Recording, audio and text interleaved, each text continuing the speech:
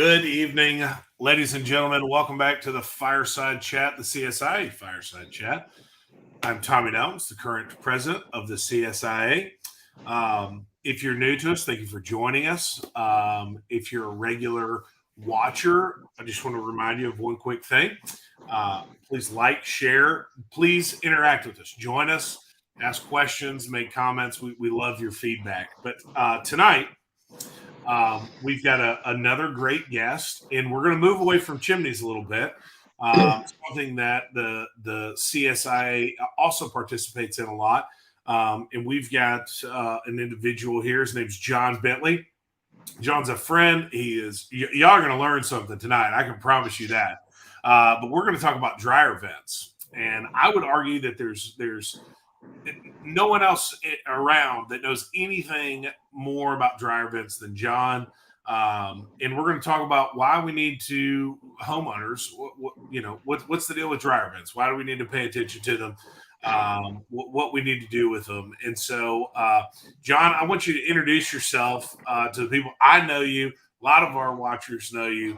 But introduce yourself and tell us a little bit about the man, the myth, the legend, John Bentley. Well, my name is John Bentley, and I've been in this industry for 30 plus years now. Swept my first chimney in 1982.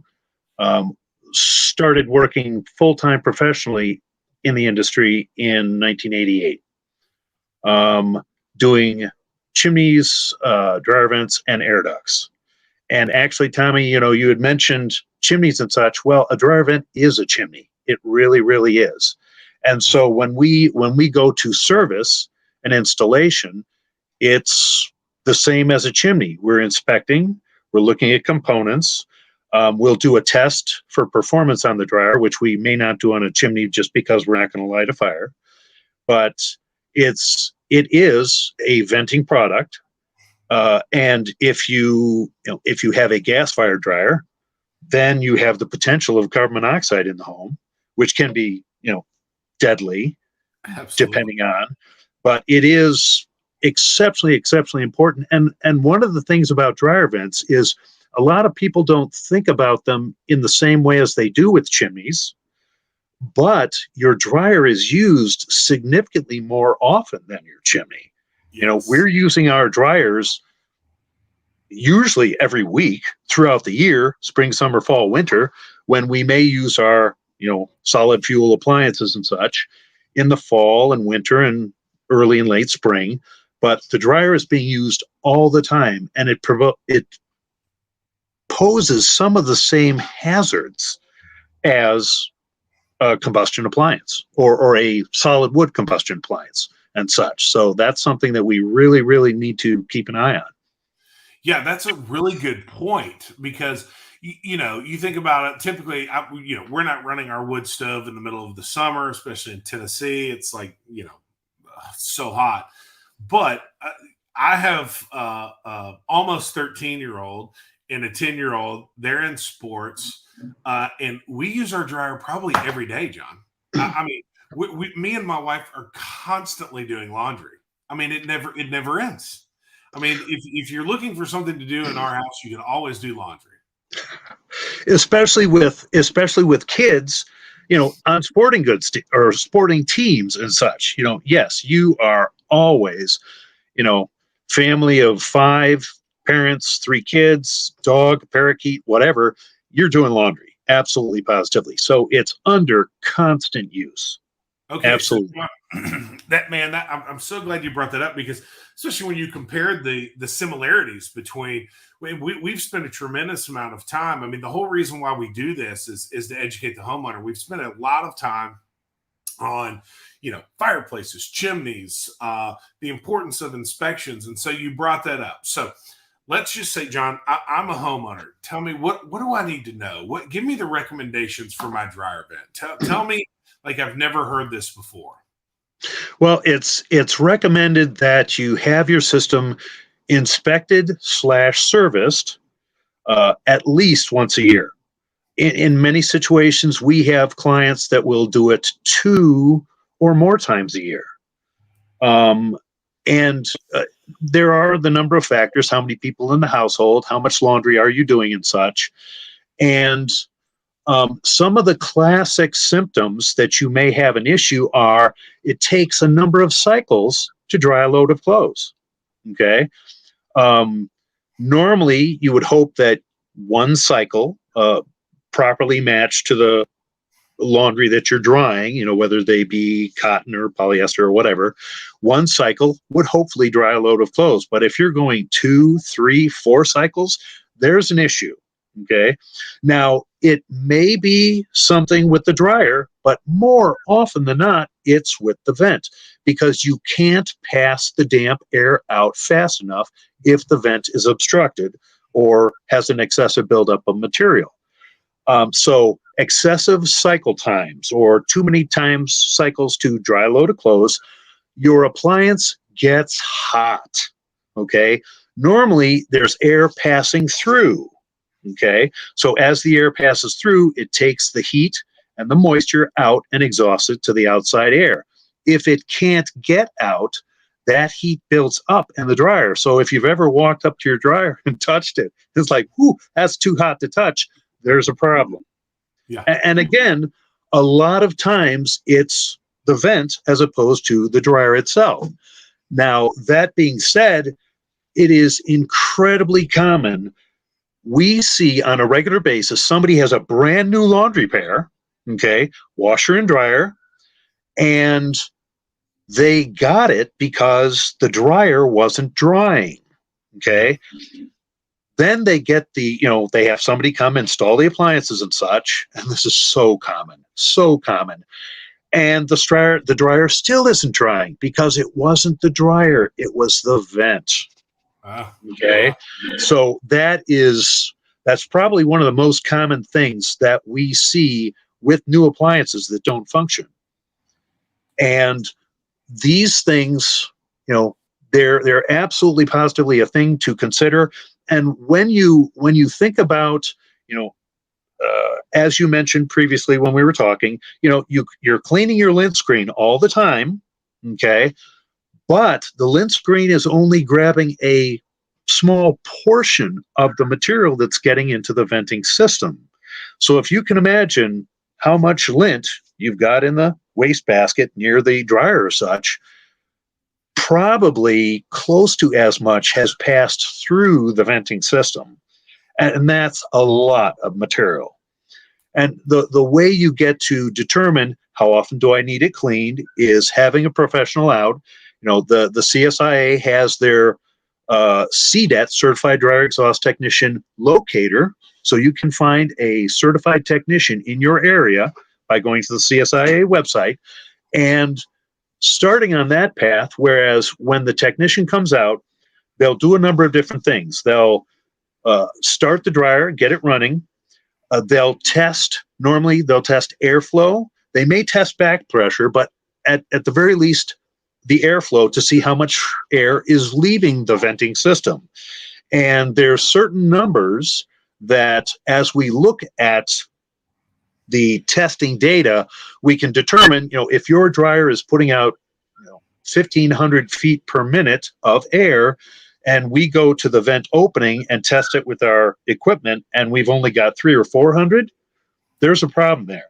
So the technician is going to test, compare it with systems that they normally see, and then start, if there's an issue, then start looking for specific things that may be a problem. First and foremost is the vent's probably dirty. And that's, you start with the most common, as we do with chimneys, what is more likely to be wrong. So you start with the most common, and then you start working your way through. And it may be that the system, if the system is clean and I still don't have enough air coming out of it, I may suspect that there's a disconnect. Maybe it came apart in a wall or something like that. That's a problem, because if you're on average with the typical load of clothes, you're sending a gallon or more of water out of the house. And if you've got a disconnected venting system in a wall or a ceiling or something, that moisture is being pumped into the structure. You can create mold, mildew, rot, damaged drywall. One of the very common things with a challenging vent is that you will notice there are water spots on the ceiling or in some area, and that's where the water is condensing in the pipe and it's finding a joint that it can leak out of and soaking into the drywall. And that's, asking folks, how many cycles does it take to dry a load of clothes? Does your appliance get hot as you're using it? Is it making an unusual noise? Something like that. And it may be in the dryer, but in many situations, it is the venting system. Okay, so John, I'm a homeowner. I go to the CSI's website. I find a certified dryer exhaust technician. What can I expect when they show up at my house? They should have a certain amount of expertise in the system, especially if it's in your area. I would expect them to ask you questions as far as the number of cycles and such and such. Have you been having issues? Where does the dryer vent terminate? Where does it exit the building? Sometimes homeowners know that, sometimes they don't. It is not uncommon to have, someone thinks that, that's where the vent is, but it's not. And maybe bad situation would be it's venting into the attic and they think it's venting out of the house, but it's just pouring lint and moisture into the attic. So then they would most likely start the dryer or have you start the dryer and go and test at the termination how much airflow there is. If we're at the home for the first time, we may take a back pressure reading, which utilizing a certain gauge tells us how much restriction there is in the system. And if there's too much restriction, we will look at the length of the system. Maybe it's too long. Can we make it shorter? Can we change a couple elbows out? Or if it's, is there a disconnect? Is it just exceptionally dirty or plugged? After doing the testing and finding out the basic information, inspecting the transition material and such, then performing a basic cleaning, and then after the cleaning, testing again to see what the difference is. So maybe beforehand we had 300 or 400 feet per minute of air coming out of the dryer vent, and now we have 12, 15, 1800, 2000. We know we've made a difference. And those numbers, testing it with those numbers, we know that we've made a difference. And that's huge. And some people will walk up and they'll put their hand on the termination and say, oh, yep, there's more airflow now. I want a number. I want to specifically know how much it is. And that's why the testing equipment that we have can measure those specific differences. And we have a saying that if you don't test, it's just a guess. That's good. I like that. Okay. So John, let's talk to the homeowner. What does the ideal dryer vent look like for them? Because you just talked about it, right? Like we can make it shorter, because it's interesting. In my experience, even in new construction, these dryer vents are run and the laundry room's on one side of the house, but they don't want it to terminate or vent out into the atmosphere on that side of the house. And they'll just run it all the way over the full length of the house. So for a homeowner who, most of the time, by the time they move in, they're never going to see the dryer vent. A lot of people will mistake it for a bathroom vent or something like that. Or they know where it is because that's where they see lint over there all the time. But what does the ideal dryer vent look like? As short as possible. Okay. I mean, not everybody. It used to be back in the day, you had, maybe the dryer was in a basement and you had a short piece of pipe going out the back of the house. That was pretty simple.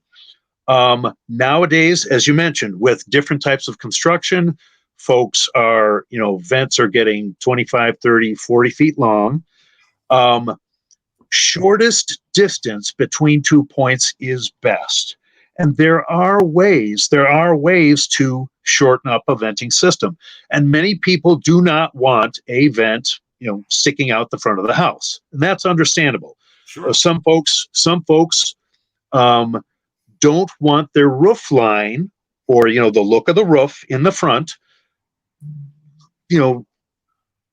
messed up to a certain extent either. They don't want something sticking out in the middle and lint or whatever that's, catching on that. So if it is going out the attic, or if it's going into the attic, which can be a short path, if you've got a 2-story home and your laundry room, which is on the second floor now, right in the middle of the bedroom areas, which whoever came up with that idea first, they need a prize, because it used to be you'd throw it in the laundry chute down to the basement, then you'd carry it all back up. The challenge with it being, if you're going into the attic, from the second story, that's a pretty short path, and you can take a couple angles and go out the back of the roof. So you still have that option, minimizing the distance, but getting it, keeping it away from the aesthetic areas of the house. So most of the time, your CDET will have an idea as far as, hey, we're going over here. Can we, go this way and take a left? And we're, as opposed to 35 feet, we're 12 feet. Okay. And we had one recently where literally it had an attached garage. The laundry pair was by the garage door, and they went 35 feet out the back of the house, and somebody had built a deck over it, so you couldn't access it now. And looking at the installation, we could go through a garage wall and then out the back of the garage. It was less than 8 feet. and super simple, short, clean, minimal elbows, and just a much better situation. So if you've got water spots, on something that you think, if you look outside and you say, yes, that's definitely the dryer vent, and you see some water spots in the ceiling or something in between, chances are it's too long and it's condensing and dripping in that space. So yeah, shortest is always best. Metal, solid metal, no white vinyl through the structure. It's not to code, and it's, they fall apart. They're very combustible. A good solid metal vent from where it enters the wall to where it terminates, that's what you want. Yes. And we were talking about it before, John, that, these dryer vents, typically when they're run when the house is built, and then nobody really pays much attention to them unless they have a professional out there. And what ends up happening is that, they'll see a water spot, or, something's not working right. And then they're like, well, they'll call somebody out there. And the problem is that you just can't see it until typically there's too big of a problem. You just touched on it, right? The vinyl, it gets hot, it gets cold, it gets hot, it gets cold, and it just breaks and falls apart. And by the time that wherever that dryer vent was running, it's just full of lint. And lint is very flammable, and it's not something that you go through. I was telling you a story that when I was still a firefighter with the Franklin Fire Department in Tennessee, we actually had a house that caught on fire because of the dryer vent caught on fire. It was one of the plastic ones, and the fire ran through there. Well, it was in the crawl space. So by the time the smoke got into the home, the fire had advanced a great deal. And when we went in, one of the guys actually fell through the floor. I mean, he didn't fall very far. He fell from the first floor down into the crawl space, and he was fine. It scared him, and it scared everybody else. But that's the thing with routine maintenance. And so we actually got a good question here, John, for you from David. He says, dryer vents shouldn't be longer than how many feet? What is the recommended length? Ideally, and so there's a couple different factors with this. Ideally, we want to keep them below 25 feet in length. Okay, and that's a properly installed dryer vent.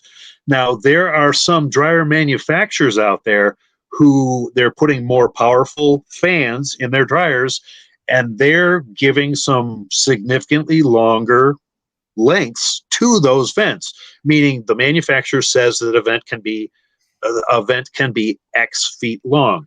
My personal opinion is I want the water out.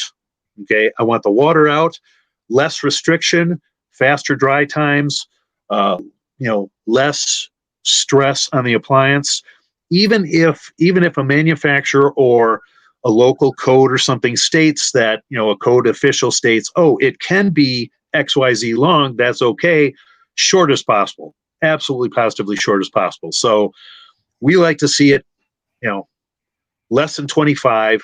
I like 20 or less, 12 or such. But that the other factor is the construction and such, and what do we have to work with? Right. So we're in situations where I call it arthroscopic, in that we are inserting dryer vents in through the sides of homes, going through floor joist bays and replacing bad stuff. You've got white vinyl that's strung 20 foot through a floor. Well, we'll pull the vinyl out, and then we'll insert the venting system through the same path and then hook that up. If that's, what we have to do. Sometimes we will go a different direction, reroute through a roof, reroute through a sidewall, and your well-versed or experienced technician can handle all those issues when they come up. Awesome. And David asked another question. David, good questions, bud. How do you prevent snow or ice blocking the exit of the vent? Your vent should be a certain distance above the ground. Okay. In most situations, it's a minimum of 12. That can be a problem, especially, we heard about all the snow that they got in Buffalo this year, 7 feet on a roof. You've got an issue. Okay. So there's, depending on where the dryer vent terminates, there are a couple different things you can do. Ideally, you're going to come out high in a structure. So if you were coming out either up towards a soffit or in a soffit, there's less likelihood of snow building up on that. With roof structures, a lot of times roofs will clear themselves off. There are some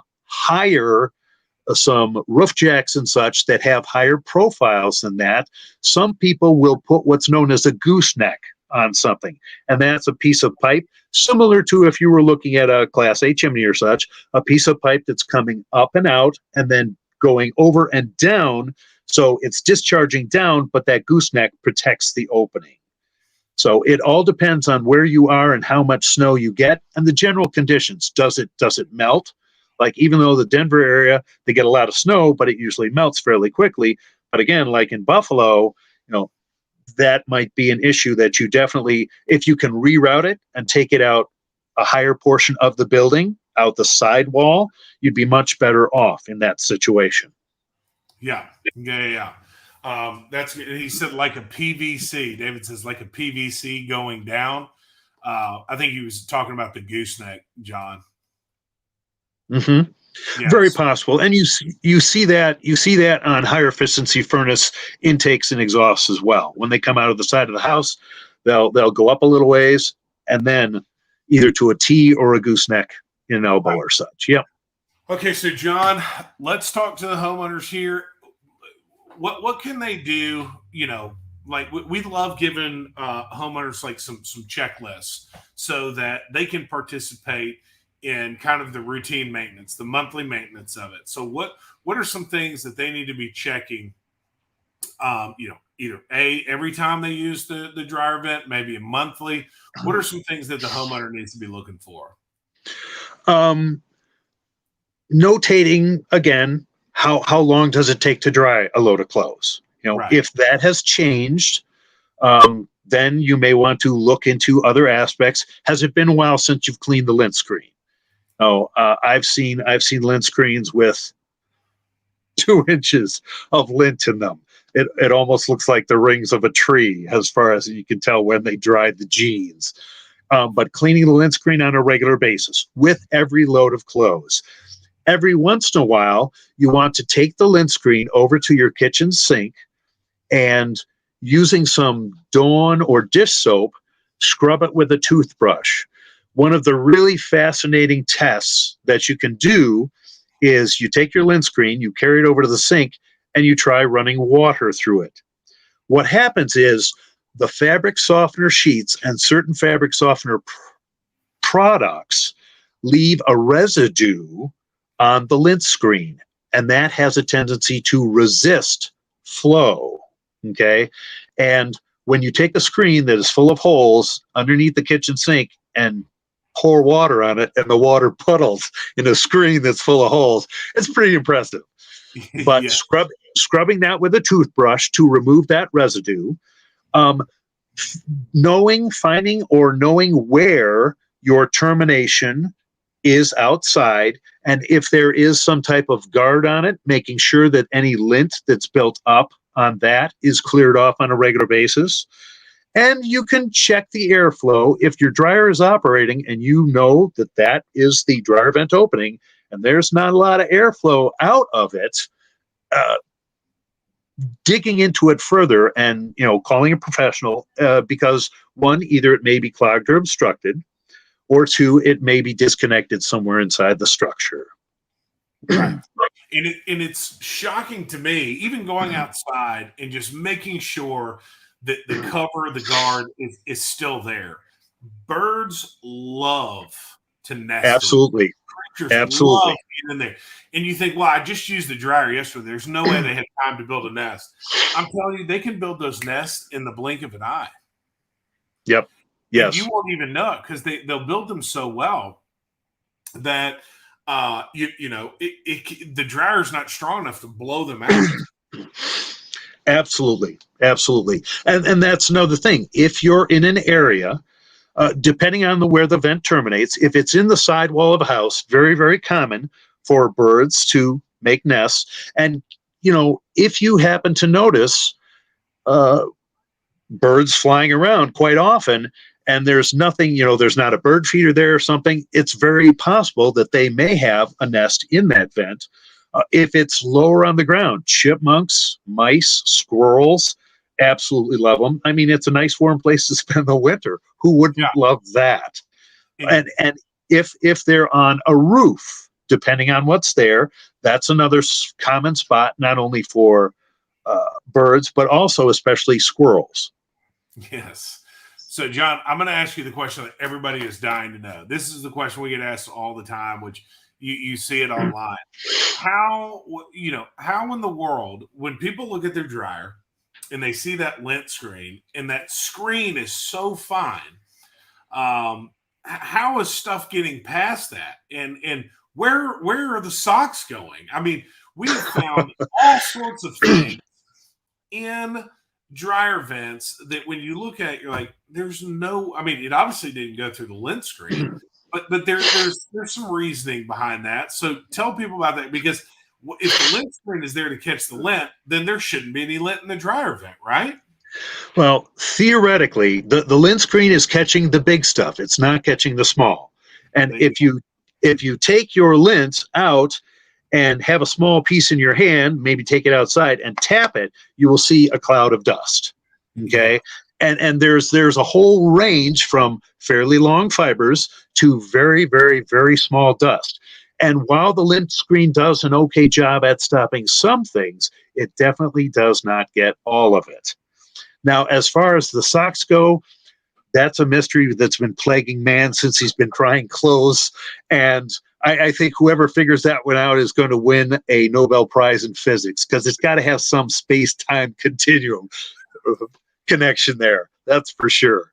I had somebody explain to me one time that where the drum spins and where it's gasketed, that it has to work its way through there. But I mean, we've seen kids' toys go through there. I'm like, no, that doesn't work. So maybe Mythbusters can do an episode on that. There is a felt drum seal in them that certain things can make it past. But yeah, there are some things that you just kind of wonder, how in the world did that get in there? That's Absolutely, right. positively. That's right. And John David asked another question. You touched on it earlier, but I think it's a good question. We can repeat it. How often does the dryer vent need cleaning? Does it depend on how many loads, the usage? Yes, we recommend starting out with a minimum of once a year inspecting and cleaning. And if they're wondering about should it be done more often, then having your technician back in, checking it out, and saying, yes, we can clean it, but going, once a year, maybe they say, wow, this is quite a bit of buildup. Probably should go twice a year or such. So that would be dependent on your activity and what you and your service provider decides. That's awesome. And I know that we're working on it, and we'll put it out on social media soon. But a monthly checklist for the homeowner. They can go to our website and it'll say, "Hey, dryer vent. Here's just a lot of the topics that we discussed, John." Because education, prevention through education, that is our Yep. mission. That's our goal. And it's helping these homeowners understand that, because a lot of times you don't know you have a problem until the problem reveals itself to you, and we Yep. want to prevent that bad things from happening. And man, what a it's something that you just expect to work, right? You turn on your dryer vent and your clothes are drying, and listen, before I got into this industry, I was guilty of it myself. Golly, man, this dryer just takes forever to dry my clothes now. Call an appliance repair guy out there, and you spend all this money getting all these parts changed, and it still doesn't fix it. And it's like you said, it's not moving any air. It can't do anything. It has to constantly turn that air over in there, or else it just becomes stagnant air. It just can't move. You can kind of look at it like a river. Okay, there's a river of air flowing through which carries the moisture away from the clothes. So not only is the vent a portion of that aspect, you also want to consider where the dryer is. If the dryer is tucked away in a closet with a very tight door, it may not be able to get enough air flowing through to carry that moisture away. So that's another factor as far as where's the dryer located, and what is the area around it like? Is there enough makeup air? Just like we find with fireplaces and wood stoves, you've got to have the makeup air for that to function properly. When a dryer is properly installed with good venting, it is fairly trouble-free, best case scenario. Right. And primarily the lint screen and keeping an eye on the performance of it, that's the best thing. And the termination, making sure that your termination is clean and functioning properly. If there's doors or flaps or louvers on it, if they get, and they can accumulate lint as it's blowing through the system, it'll accumulate, and they might not close properly. So in that situation, that's like a flashing arrow sign for birds. Here's a hole in the side of a tree. It's a big, weird looking tree with blue bark, but hey, it's great because there's a ready-made nest opening for me. So cleaning those louvers off, making sure that they close properly to lessen the chance of a bird or such coming in. I saw some video one time where a person looked behind their dryer and there was a bird's nest literally in the house behind the dryer, and the bird was coming through the vent, exiting the vent, and living in its nest behind the dryer. Kudos to that bird. What Mother Nature will find a way, that's for sure. Absolutely, man. The ingenuity of these creatures is remarkable. It is. And then, John, one thing I wanted to touch on was, especially when you talk about that airflow, and when it can't flow, like that river, especially if you have a gas dryer, right? Because the heat exchanger is heating. It's the dryer's telling it fire up, produce heat, and when that air's not moving, now you've got another problem. We've discussed it on this show before, and that's carbon monoxide. Absolutely. And that's one of the things that the dryer needs to be securely fastened to the venting system, and the venting system needs to be functional. So as we know, there's many things that can go wrong with a venting system besides being obstructed. If the transition material between the dryer and the wall is not functional, or maybe it has a hole, or if it's white vinyl, it may have separated. Then it's just putting carbon monoxide into the house. And let me just jump in here and say, everybody needs to have carbon monoxide CO detectors in their homes nearby all their combustion appliances. Okay, absolutely, positively, and the sleeping areas. It is an incredibly dangerous situation when that happens. Here in Minnesota, that's where we are. Last year, there was a family of 7, mom, dad, 3 kids, an uncle, and a cousin who perished. They found them in their beds. They were all killed by carbon monoxide. They went to sleep at night and they didn't wake up the next morning. It is such a huge factor. But yes, when you have a gas-fired appliance, whether it be natural gas or propane, you really need to make sure that that appliance is functioning properly. So it's venting all those products of combustion out of the house. Absolutely. Absolutely, yeah. David asked another good question. Best way to clean the dryer vent, air compressor or drill brush? It really depends on the situation. We use compressed air and drill-driven brushes. It kind of depends on what's there. Some of these convoluted systems where the homeowner doesn't necessarily say, hey, yeah, let's open up the ceiling and fix this or reroute it. In those situations, we may get in there with a drill-driven brush that can make it around several corners and such. But there are some situations with simplistic vents or such that compressed air is just fine. So it really depends on, in that regard, what the technician has on board. Either of them will work. And they will do a very good job. The big thing is you have to make sure that you get from point A to point B. You have to make sure that you get from the outside to the inside. That's the key, whatever you use.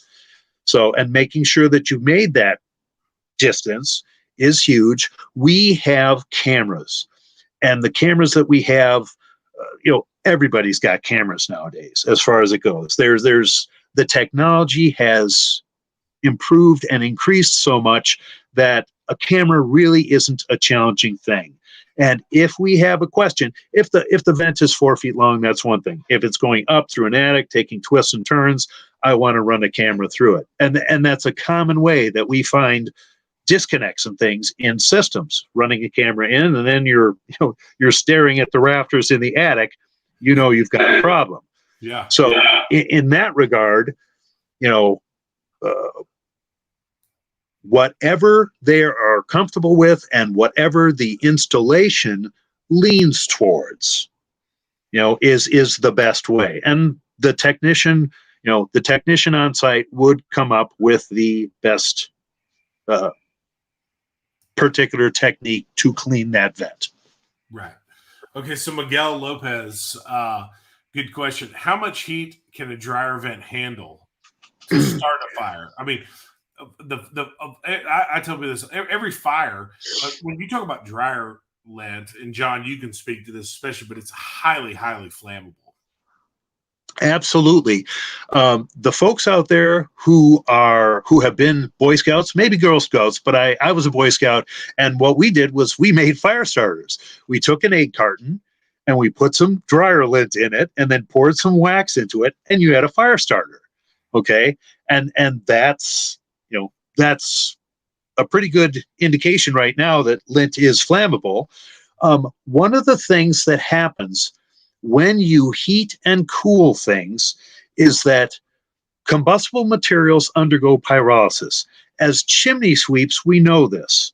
And you don't have to have exposed flame to damage wood. It has been demonstrated that over time, with continued heating and cooling and pyrolysis in effect, that there have been studies that have shown reducing the ignition point of wood to 185 degrees. That's not even boiling water, and that's a huge problem. So the dryer vent itself, if it's made out of, we prefer hard metal pipe, okay? If it's made out of a good, robust material, it can handle a fair amount of heat, up to the melting point of, we usually use galvanized steel, so up to the melting point of steel or aluminum, but that's not what you want to be looking for, because if your dryer vent is coming in contact with some combustible material, if there's a fire in that vent, and it will start to glow, okay, it will start to glow, orange, yellow, red. If it's up in contact with combustible materials, it can set that on fire. So it's not, it is a factor of how much heat can the vent handle, but how much heat can the building materials around it handle? That's a key factor. Because if you've got clearance to combustibles and you do have an issue, and you never know what's going to happen, the folks on the Titanic figured that one out. But if you do have a problem with it, if you've got good clearances and such, it's much less likely to turn into an amazing tragedy as far as that goes. So, and we prefer metal. There is no code that allows white plastic vinyl, in a system, especially when you see it strung, hidden through building structures and things like that. And one of the common comments that we get from customers, and we change it out all the time, to either a flexible foil or hard pipe, the transition between the dryer and the wall. And the comment that we get all the time is, well, why do they sell it, the white vinyl? Because they make money. That's why they sell it, is because they make money. Yeah, that's exactly right. And just because that's the way they do it doesn't mean that it's done right. You've seen it. If you ever in your crawl space and your driver, it runs through your crawl space, and you have that flexible pipe, it's going to look like a snake. It'll go up and down like a roller coaster, and that is not good, because those low spots are going to be holding condensation. And that's another exceptional point. One of the things, we call it taking a shower. Okay, so somebody, whether they have either white vinyl or they have flexible aluminum, something that sags, or even the Mylar, which it's kind of like the Mylar balloons. It's not foil. It looks like foil, but it's plastic. And you'll see them going through a space, and it'll look like a snake going through. And when you're taking a shower, as far as, and most commonly it happens when you're cleaning a vent with compressed air, we'll get 2, 3, 5, 10 gallons of water out of a vent, just because it's building up, and just like a trap under the sink, the water gets in there and it can't make it out. So it builds up, distorts the vent, might leak, and then cause a big problem, especially if it's in a crawl space with, dirt underneath, mold, mildew, things like that. But yeah, that can be a huge thing. It's a little too much of a surprise when you get in there with your air and you're like, gosh, that sounds strange. And then you get a bath of 6 gallons of water on you. Some really slimy water, I might add, as well. Yes, that sounds absolutely terrible. And David asked another really good question. He said, cleaning it from the outside, from the inside, or both? What's your preference, John? Depends. I personally, I prefer from the outside going in, but whichever way you go, you want to evacuate or remove the lint to the direction that you're coming from. Okay. So if I'm cleaning from the outside, I'm going to be pulling the lint to the outside. And here's the big reason why.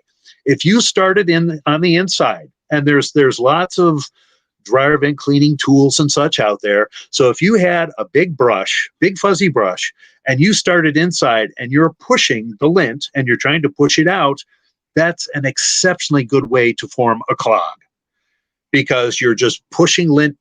If you can imagine, if you're shoveling snow and you've got a quarter mile of driveway, you're not getting that shovel all the way down the driveway. You're going to have to empty it. Okay. When you're evacuating the lint or removing the lint to the area that you're coming from, okay, And we usually like to have an air source. It may be a blower or a discharge from our vacuum or something that's hooked up to the vent. So we've got air flowing through it. Okay. And as we're knocking the material loose, and we're on the outside, as we're knocking the material loose, the material is evacuated and it just comes out. So you're not forming a clog.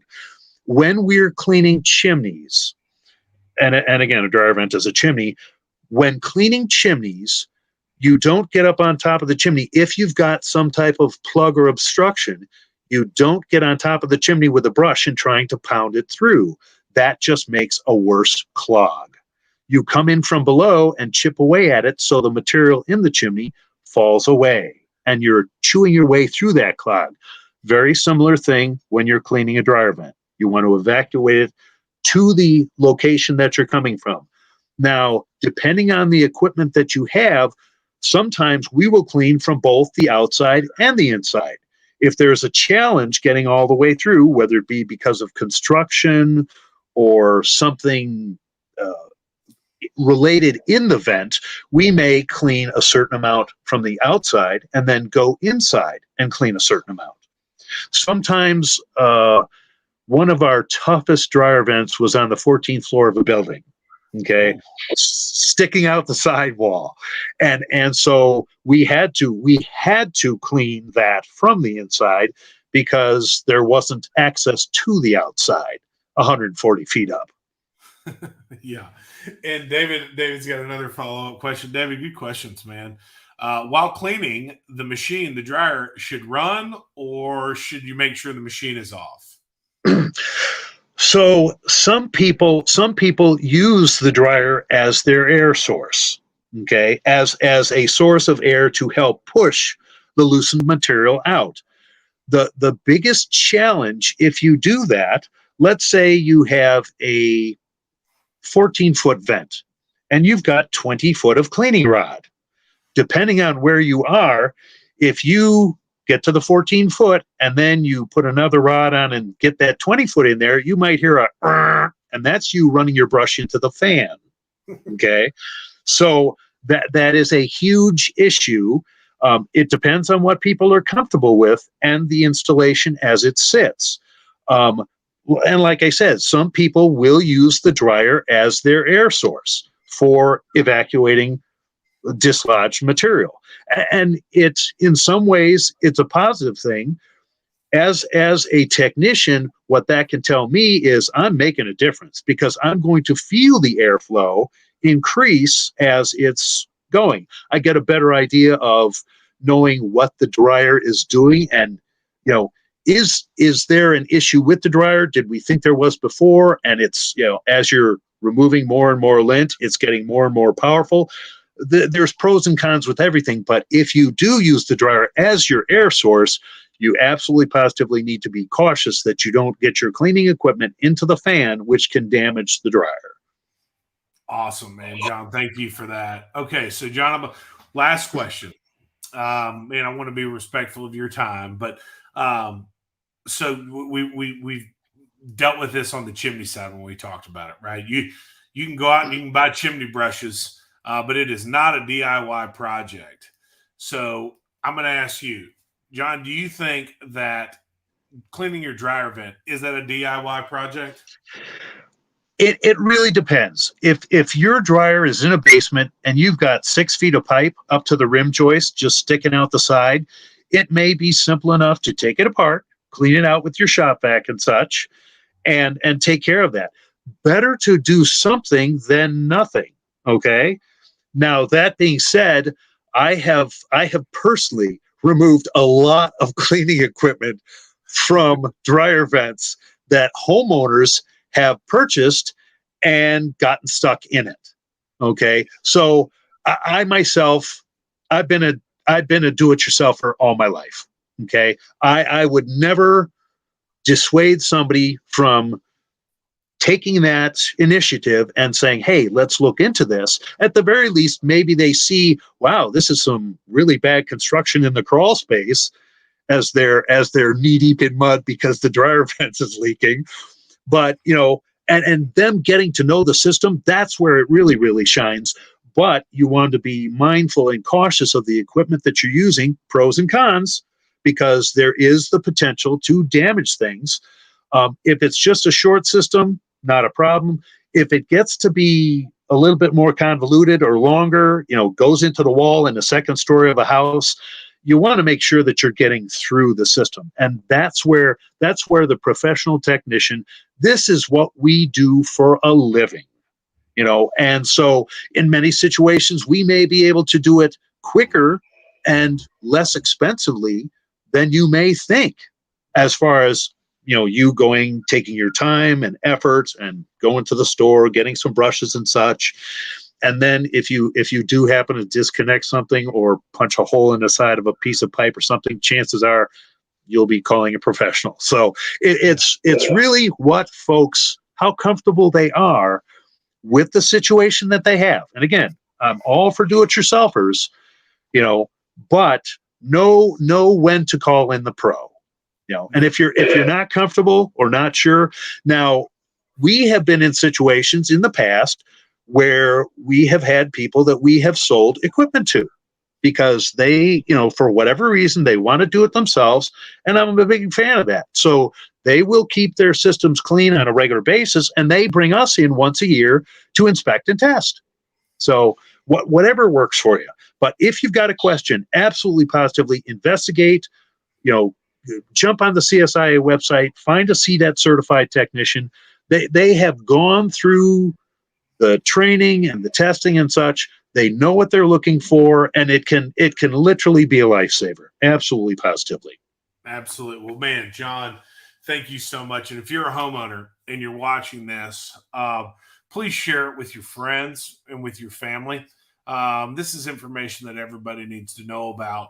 And if you want more information, like John just said, you can always go to CSIA.org, go to our website. You can call our office. We have a full-time dedicated team of people that work there every day, Monday through Friday. They're happy to answer your call and get your questions taken care of. But make sure the people that see this video. And John, to you, man, thank you so much for dedicating yourself to your craft and to this industry, and to making sure that those of us that are out there are as well educated as they could possibly be. Man, John, you have done so much for our entire industry, and we can't thank you enough. And thank you for taking your time tonight to meet with us and to educate these homeowners. And I really, really appreciate it. Go ahead, John.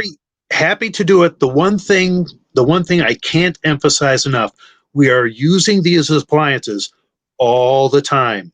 And just because, like a wood stove or a fireplace, there's no exposed fire that you're staring at, it really gets, it's in back of mind, and we don't think about that. And this is one of the number one fire hazards in homes nowadays is dryers and dryer vents. So it is definitely something that you want to be mindful of, keep an eye on, and take care of.